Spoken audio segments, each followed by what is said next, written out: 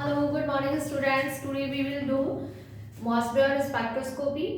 Mossberg spectroscopy को MB spectroscopy भी कहते हैं और इसका दूसरा नाम क्या है? It is a nuclear gamma resonance spectroscopy. Okay, this spectroscopy was given by the Rudolf L. Mossberg. Actually, it is a branch of an absorption spectroscopy. किस टाइप की स्पेक्ट्रोस्कोपी है? ये एक टाइप की एब्जॉर्प्शन स्पेक्ट्रोस्कोपी है. Okay, it is a branch of absorption spectroscopy. तो जो इस स्पेक्ट्रोस्कोपी को रुडोल्फ एल मॉसबियर ने प्रपोज किया या दिया, और ये एक फिजिसिस्ट थे. फिजिसिस्ट मतलब जो फिजिक्स के साइंटिस्ट होते हैं. ये केमिस्ट्री साइंटिस्ट नहीं है, ये फिजिक्स का वर्क है इनका, क्योंकि कुछ वर्क जो होता है वो फिजिकल केमिस्ट्री टाइप का वर्क हो गया, जो कि स्पेक्ट्रोस्कोपी में केमिस्ट्री के अंदर पढ़ा जाता है. ठीक है, जनरली जो जितने भी हम लोग स्पेक्ट्रोस्कोपी की ब्रांचेस पढ़ते हैं उनका ओरिजिन जो है वो फिजिक्स स्पेक्ट्रोस्कोपी से ही होता है, लेकिन अब उनमें केमिकल्स यूज होते हैं, इसलिए हम उन्हें केमिस्ट्री में स्पेक्ट्रोस्कोपी में स्टडी करते हैं. ओके, तो जो रुडोल्फ एल मॉसबियर जो थे ये अपना पीएचडी कर रहे थे. तो उस टाइम में पीएचडी करते करते इन्हें एक नया गामा रेस का स्पेक्ट्रम इन्हें ऑब्टेन हुआ, और उस स्पेक्ट्रम को इन्होंने आगे स्टडी किया, और स्टडी करने से मॉसबियर स्पेक्ट्रोस्कोपी जो है वो जनरेट हुई. ओके, तो इन्होंने जो अपना फर्स्ट वर्क जो था, फर्स्ट मॉसबियर स्पेक्ट्रम जो था वो 1958 में पब्लिश किया, और इन्हीं के वर्क को, इनके रिसर्च वर्क को देखते हुए 1961 में इन्हें नोबेल प्राइज से सम्मानित किया गया. ठीक है, तो ये तो हो गया एक ब्रीफ इंट्रोडक्शन मॉसबियर स्पेक्ट्रोस्कोपी का. तो एक्चुअली मॉसबियर स्पेक्ट्रोस्कोपी है क्या? मॉसबियर स्पेक्ट्रोस्कोपी, जैसा कि मैंने यहाँ पर इसका दूसरा नाम लिखा है, it is a nuclear gamma resonance spectroscopy. यानी यहाँ पर गामा रेज जो हैं उनके एब्जॉर्प्शन से स्पेक्ट्रम जो है वो डेवलप होता है, और इसीलिए इन्हें न्यूक्लियर गामा रेजोनेंस स्पेक्ट्रोस्कोपी कहते हैं. ठीक है, तो जो मॉसबियर जो थे इन्होंने ये देखा कि अगर इन्होंने यूज किया कोबाल्ट 57 को एज ए सोर्स, तो कोबाल्ट 57 का जो हाफ लाइफ है वो होता है 270 डेज का, और उस पर जब इलेक्ट्रॉन्स का बम्बार्डमेंट करवाया जाता है तो उसमें से गामा रेस जो है वो एमिट होती हैं. ठीक है, और कोबाल्ट 57 जो है वो टर्न हो जाता है आयरन 57 में. किसमें टर्न हो जाता है? आयरन 57 के अंदर. इस तरह से जो कोबाल्ट जो है ये कन्वर्ट हो जाता है आयरन 57. तो इस टाइम जो है गामा रेज जो है वो यहाँ से एमिट होती है, और जो ये गामा रेज जो एमिट हो रही हैं इनका आगे फिर एब्जॉर्प्शन किया जाता है. इसलिए मैं यहाँ पर लिख सकती हूँ कि एक जो है हमारे पास में एमिटर होता है. Suppose this is emitter. Emitter का क्या काम है? गामा रेज को एमिट कर रहा है. और एक हमारे पास में यहाँ पर एब्जॉर्बर होता है. This is absorber. और एब्जॉर्बर का क्या काम है? वो गामा रेज को एब्जॉर्ब कर रहा है. एब्जॉर्ब करके कहां पर ट्रांजिशन हो गया? Ground state to excited state में ट्रांजिशन हो जाएगा. ठीक है, तो अब आप यहाँ पर देख रहे हैं कि एमिटर ने क्या किया? गामा रेज को एमिट किया. एब्जॉर्बर ने गामा रेज को एब्जॉर्ब किया और इसमें ट्रांजिशन हो गया. तो इसलिए इस फिनोमिनन की वजह से इस स्पेक्ट्रोस्कोपी का दूसरा नाम क्या है? It is a nuclear gamma resonance spectroscopy, क्योंकि यहाँ पर जो ट्रांजिशन हो रहा है ये न्यूक्लियस में ट्रांजिशन हो रहा है, ये इलेक्ट्रॉन्स के एनर्जी लेवल में ट्रांजिशन नहीं है। ये ट्रांजिशन कहाँ पर है? ये ट्रांजिशन न्यूक्लियस के अंदर ट्रांजिशन हो रहा है, इसलिए ये स्पेक्ट्रोस्कोपी जो है उसे हम क्या कहेंगे?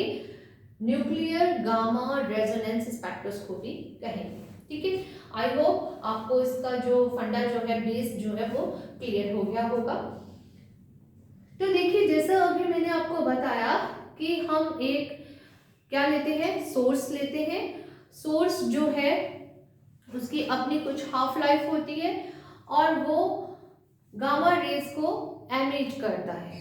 ठीक है, तो ये जिसमें कन्वर्ट हो रहा है वो ही हम आगे sample as a absorber use करते हैं। यहाँ पर अगर आयरन 57 का फॉर्मेशन हो रहा है तो जो हमारा एब्जॉर्बर जो है वो भी क्या होगा? वो भी आयरन ही होता है। ठीक है, आगे एब्जॉर्ब करने वाला न्यूक्लियाई क्या होगा? सेम एलिमेंट होगा। तो कौन कौन से एलिमेंट जो है हम मॉसबेयर स्पेक्ट्रोस्कोपी में यूज कर सकते हैं? तो देखिए, एक तो किस पर वर्क किया जा सकता है? आयरन पर किया जा सकता है, एक किया जा सकता है टिन पर। ओके, इसके अलावा हम कर सकते हैं एंटीमनी पर और आयोडीन पर भी मॉसबेयर स्पेक्ट्रोस्कोपी की हेल्प से स्पेक्ट्रा को ऑब्टेन किया जा सकता है। तो ये एलिमेंट्स है। ये आपका एक सेक्शन ए का वेरी शॉर्ट क्वेश्चन भी है कि कौन से एलिमेंट्स हैं? ये एलिमेंट्स हैं। एक क्वेश्चन आपका यहाँ से बनता है, ठीक है, और एक क्वेश्चन आपका कहाँ से बनता है? रुडोल्फ एल मॉसबेयर, who proposed या who gave the branch of Mossberg, who gave the Mossberg spectroscopy. So we can answer this question, that is the Rudolf L. Mossberg has given Mossberg spectroscopy. Okay, so this is a brief introduction of the Mossberg spectroscopy.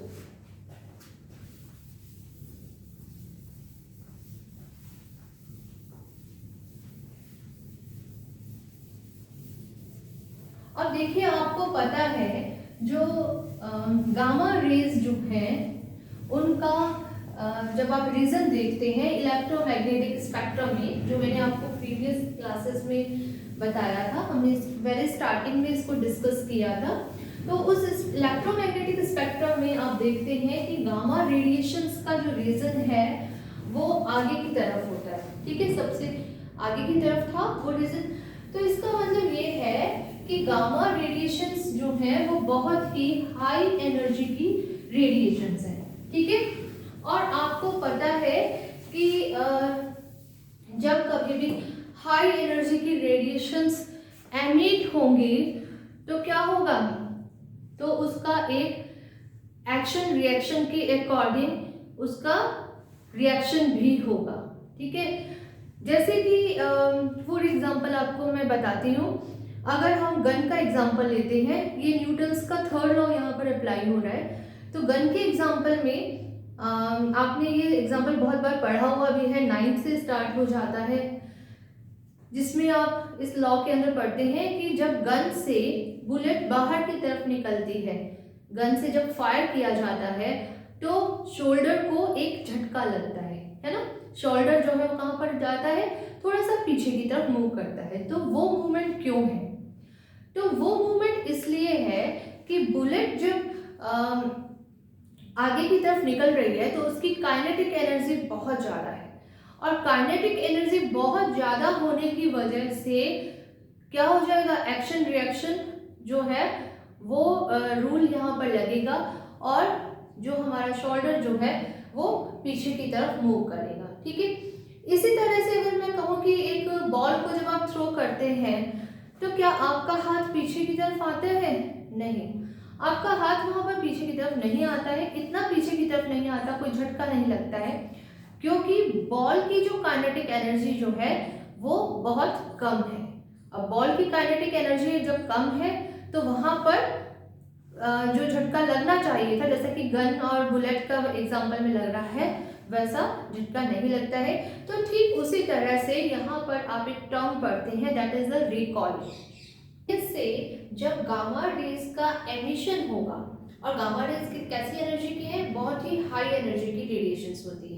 तो जब gamma rays का emission होता है तो nucleus जो है वो recoil होगा, क्योंकि गामा रेज क्या है, बहुत ही हाई एनर्जी की रेडिएशंस है। इलेक्ट्रोमैग्नेटिक स्पेक्ट्रम में आपको अभी मैंने बोला कि सबसे आगे वाले रीजन के अंदर प्रेजेंट होती है।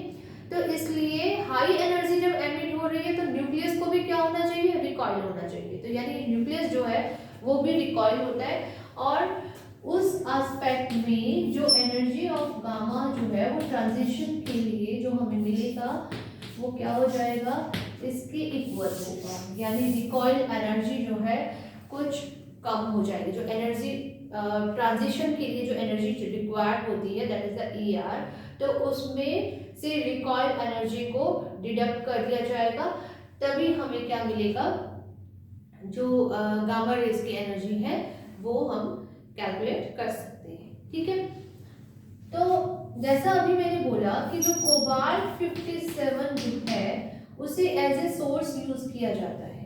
ठीक है, कोबाल्ट को हम कैसे यूज करेंगे, एज ए सोर्स यूज करेंगे। तो कोबाल्ट पर जब इलेक्ट्रॉन्स का बम्बार्डमेंट करवाया जाता है तो हाई एनर्जी की गामा रेज जो है वो एमिट होती है। ये गामा रेज जो एमिट हो रही है बहुत ही हाई एनर्जी की गामा रेज है, जो कि 10 to 100 मेगा इलेक्ट्रॉन वोल्ट के इक्वल इनकी एनर्जी होती है। और यहाँ पर कोबाल्ट जो है वो चेंज हो रहा है आयरन में। ठीक है, विद सेम एटॉमिक मास। अब यहाँ पर आयरन जो है ये है 3/2 के स्टेट में। ठीक है, आई की वैल्यू यहाँ पर क्या है, 3/2 के स्टेट में है। जब ये 3/2 से जब आयरन जाएगा, आयरन 57 कन्वर्ट जब हो रहा है 1/2 में, तो इस टाइम यहाँ पर जो गामा रेज एमिट होती हैं उनकी एनर्जी होती है 14.4 इलेक्ट्रॉन वोल्ट। अब ये एनर्जी तो बहुत ही हाई रीजन की एनर्जी होगी, और ये हाई एनर्जी जो है ये ट्रांजिशन में काम नहीं आती। ट्रांजिशन में कौन सी काम में आएगी, that is the 14.4 electron volt. तो इसलिए ये ट्रांजिशन जो है अब किसके लिए कैपेबल हो गया, ये करवाएगा इस रीजन का ट्रांजिशन मॉसबर्ग स्पेक्ट्रम देगा। मॉस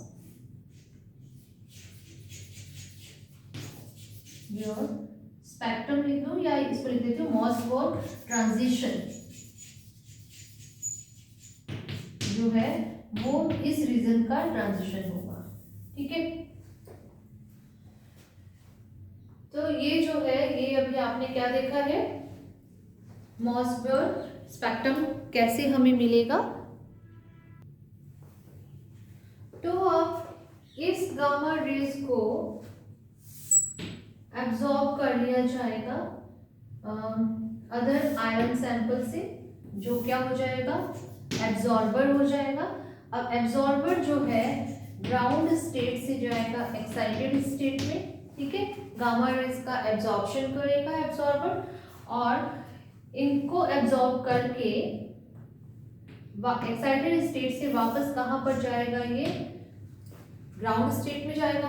ठीक है, लेकिन यहाँ पर अब हम बात क्या कर रहे थे कि एब्जॉर्प्शन स्पेक्ट्रोस्कोपी है, तो हम बात कर रहे हैं कि ग्राउंड स्टेट से एब्जॉर्प्शन होगा और एब्जॉर्प्शन होकर के एक्साइटेड स्टेट में चला जाएगा। ठीक है, तो ये क्या है, ये है हमारे पास में एब्जॉर्बर है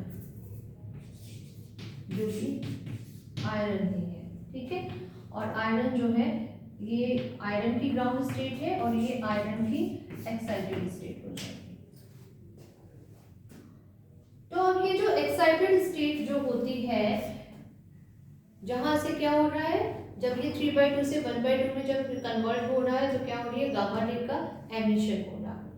तो यानी कोबाल्ट की हाफ लाइफ तो मैंने अभी आपको बताई थी कितनी होती है, 270 डेज होती है। और ये जो एक्साइटेड स्टेट जो है, अगर मैं इसको नाम क्या दे दूँ, ये क्या है, एक्साइटेड है और ये ग्राउंड स्टेट है, तो इसकी भी क्या होगी, कोई हाफ लाइफ होगी, या फिर मैं बोल दूं कि एक्साइटेड स्टेट का कोई लाइफ टाइम होगा। और एक्साइटेड स्टेट का लाइफ टाइम जो है वो हम कैसे दे सकते हैं, उसे रिप्रेजेंट कर सकते हैं हम टो से, ठीक है। तो टो इंटू डेल ई जो है वो क्या होता है, tau into del E is equal to the h upon 2 pi. इसे हम हाइजेनबर्ग के अनसर्टेनिटी प्रिंसिपल से कैलकुलेट कर सकते हैं, ठीक है। जहां पर टो क्या है, tau is the life time of excited state है, ठीक है। और ये जो डेल ई जो है वो क्या है, what is the del E, del E is the energy difference between the excited state and the ground state. Del E is equals to the energy difference. और I can write here del E energy difference तो है ही, लेकिन इससे क्या मिलेगा हमें, absorption spectra मिलता है। तो मैं इसको क्या लिख सकती हूँ, it will be equal to the line width. What is the del E? del E जो है वो लाइन विड्थ होता है, ठीक है।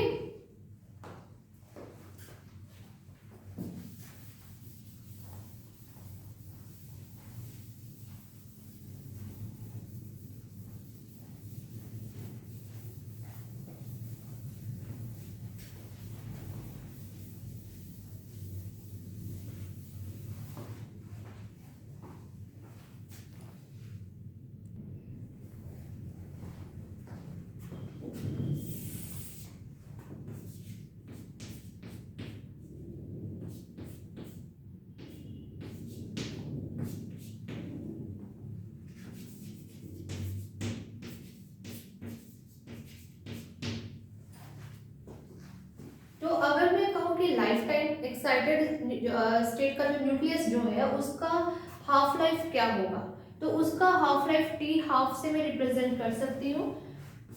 What is the T half, T half is the this is the half life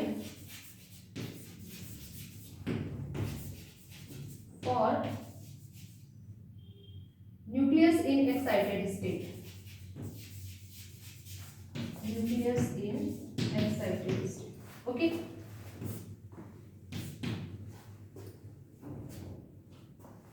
या फिर इसे क्या लिखा जा सकता है, इसको मैं लिख सकती हूँ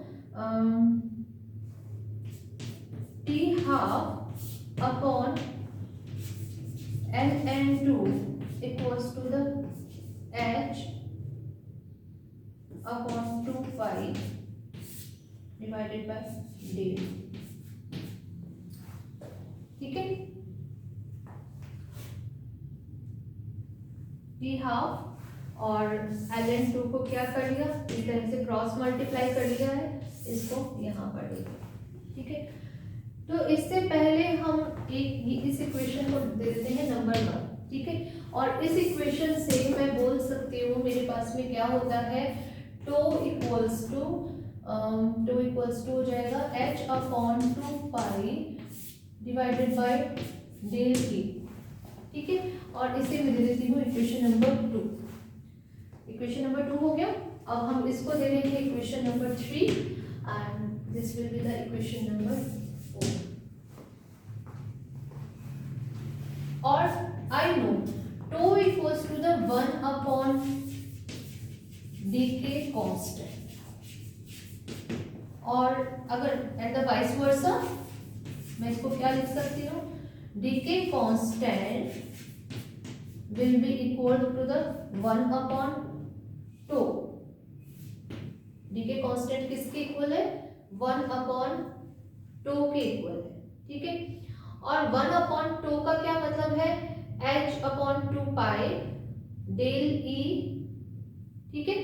तो h upon 2 pi del E की वैल्यू किसके बराबर है? From the fourth equation it is a T half upon ln2। तो मैं क्या लिख सकती हूँ? Decay constant equals to the T half upon ln2 will be equals to the ln2 upon t half and this is the equation number 5। तो इस तरह से इन इक्वेशंस को यूज करके हम हाफ लाइफ को भी कैलकुलेट कर सकते हैं। टी हाफ यानी जो था हमारा हाफ लाइफ क्या है? टी हाफ है। इसके अलावा हमारे पास में टो क्या है? It is a lifetime है। Life time of the excited state को भी कैलकुलेट कर सकते हैं। और डेल ई हमें कहाँ पर मिल जाता है? Del E is the line width. Line width हमें कहाँ पर मिलती है? ये हमें मिलेगी एब्जॉर्प्शन स्पेक्ट्रम में। तो इस तरह से अगर हमें लाइन विड्थ मिल जाएगी तो हम टो को भी कैलकुलेट कर सकते हैं, डी के कांस्टेंट को भी निकाल सकते हैं। तो ये कैलकुलेशंस इस तरह से इन इक्वेशंस की हेल्प से हो सकती है, ठीक है। तो जनरली जैसा भी मैंने बताया कि जो गामा रेज जो एमिट होती हैं उनकी एनर्जी होती है 14.4 इलेक्ट्रॉन वोल्ट, ठीक है। 14.4 इलेक्ट्रॉन वोल्ट की एनर्जी जो होती है उसका आगे एब्जॉर्प्शन किया जाता है 14.4 किलो इलेक्ट्रॉन वोल्ट। ये किलो इलेक्ट्रॉन वोल्ट है, ठीक है। पहले हमने क्या पढ़ा था? पहले हमने पढ़ा था 10 to 100 मेगा इलेक्ट्रॉन वोल्ट जो है वो एमिट होगी, जबकि कोबाल्ट 57 आयरन 57 में कन्वर्ट होगा। आयरन 57 जो है वो 3/2 स्टेट में है और जब 3/2 स्टेट से ये 1/2 स्टेट में कन्वर्ट होता है तो उस टाइम जो एनर्जी एमिट होती है यानी गामा रेज जो एमिट हो रही है उसकी एनर्जी होती है 14.4 किलो इलेक्ट्रॉन वोल्ट, ठीक है। तो जो 14.4 किलो इलेक्ट्रॉन वोल्ट जो है वो किसकी एनर्जी है? वो है 3/2 से जब वो हाफ में जा रहा है इन गामा रेज की एनर्जी है, ठीक है। ये बात आपको समझ में आ गई थी। अब देखिए जो ये आयरन जो है जो एक्साइटेड स्टेट के अंदर आयरन है, इस आयरन की भी मतलब क्या होगा? हाफ लाइफ होगी। तो इसकी हाफ लाइफ जो है वो कितनी हो सकती है? मतलब इसे कम से कम जो कैलकुलेट किया गया है वो बोलते हैं कि 10⁻⁻11 टू 10⁻⁻4 सेकेंड होना चाहिए, तभी मॉसबर्ग ट्रांजिशन हो पाएगा। मतलब क्या शर्त है अब हमारे पास में मॉसबर्ग ट्रांजिशन के लिए? मॉसबर्ग ट्रांजिशन के लिए ये शर्त है कि जो एक्साइटेड न्यूक्लियस जो है उसकी हाफ लाइफ 10⁻⁻11 टू 10⁻⁻4 सेकेंड होनी चाहिए। और जब इतनी हाफ लाइफ उसके पास में होगी तभी वो 10⁻⁻4 टू 10⁻⁻11 किलो इलेक्ट्रॉन वोल्ट की एनर्जी को एमिट कर पाएगा, ठीक है। So this is all about the basic principle or we can say basic knowledge of the emission and absorption of the gamma rays in the gamma resonance spectroscopy.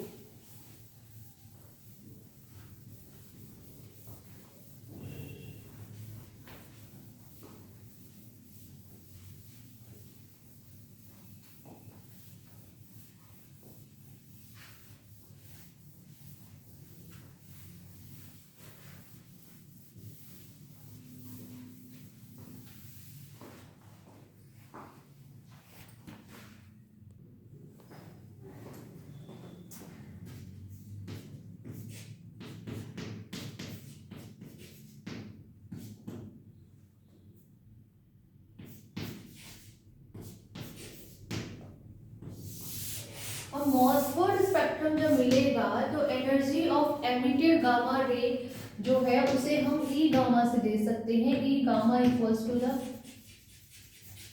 Energy of emitted gamma ray, okay. And E R क्या होगा? E R is the energy difference in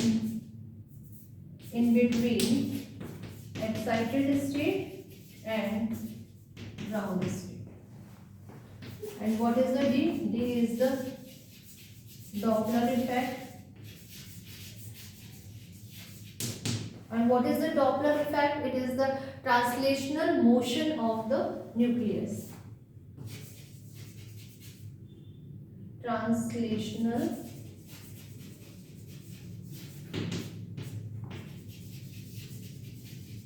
motion of nucleus due to emission of gamma ray. Okay, and what is the R? R equals to the recoil energy. Please note down it. और R जो है, R बराबर होता है E gamma square upon 2mc, ठीक है। तो इसको भी नोट कर लो। वेयर m इक्वल्स टू क्या है? m equals to is the mass of nucleus है, c equals to the velocity of light, ठीक है।